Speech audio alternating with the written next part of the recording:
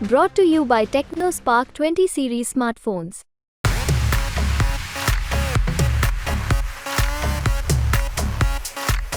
Iran के शहर Mashhad में राष्ट्रपति इब्राहिम रईसी को दफनाया जाएगा।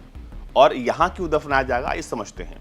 मशहद ईरान का बहुत अहम शहर है। राजधानी तेहरान के बाद दूसरा सबसे बड़ा शहर मशहद है। इसे ईरान की आध्यात्मिक राजधानी कहते हैं और साल 2009 में मशहद को आध्यात्मिक राजधानी बनाने की घोषणा सरकार की तरफ से की गई थी। अफशारी राजवंश के दौरान मशहद ही ईरान की राजधानी थी और ईरान में सफाविद काल के दौरान केवल 13 शहर थे और मशहद उनमें से एक था। यहाँ हमाम रजा की दरगाह है जहां घंटी बजाई जाती है और पूरी दुनिया में ये एकमात्र ऐसी दरगाह है जहां पर घंटी बजाई जाती है।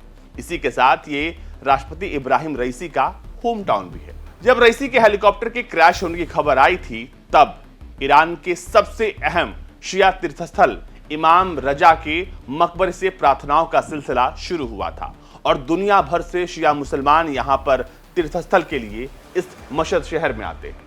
रईसी की मौत की पुष्टि के होने के बाद इसी तीर्थस्थल से उनकी मौत की घोषणा भी की गई। ये शहर रईसी का जन्मस्थल होने के साथ साथ आध्यात्मिक राजधानी है, इसलिए उनके अंतिम संस्कार के लिए ईरान में इसे चुना गया है।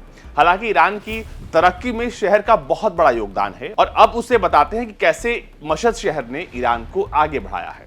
मशहद का अर्थ होता है अरबी भाषा में मजार। यही वो जगह है जहां इमाम रजा की दरगाह है और यहां का मौसम दूसरे शहरों के मुकाबले काफी अलग है। गर्मियों में तापमान 40 डिग्री तक होता है तो सर्दियों में यहां पर कड़ाके की ठंड पड़ती है और सबसे खास बात यह है कि यहां पर सर्दियों में बर्फबारी तक होती है। मशहद ईरान का दूसरा सबसे बड़ा शहर है और तेहरान पहला सबसे बड़ा शहर है।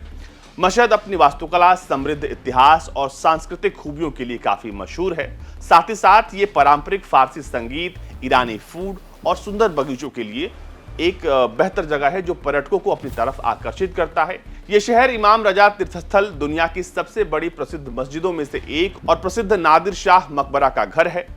अर्थव्यवस्था के नजरिए से देखें तो ये शहर ईरान के लिए बेहद खास है। मशहद को केसर की पैदावार के लिए भी जाना जाता है। यहाँ जलवायु और मिट्टी ऐसी है जो केसर की पैदावार के लिए बिल्कुल उपयुक्त मानी जाती है। यहाँ बड़े पैमाने पर हैंडीक्राफ्ट तैयार किया जाता है। यहाँ पर कारपेट का बहुत बड़ा कारखाना है जो दुनिया के कई देशों में यहाँ से कारपेट्स को एक्सपोर्ट किया जाता है।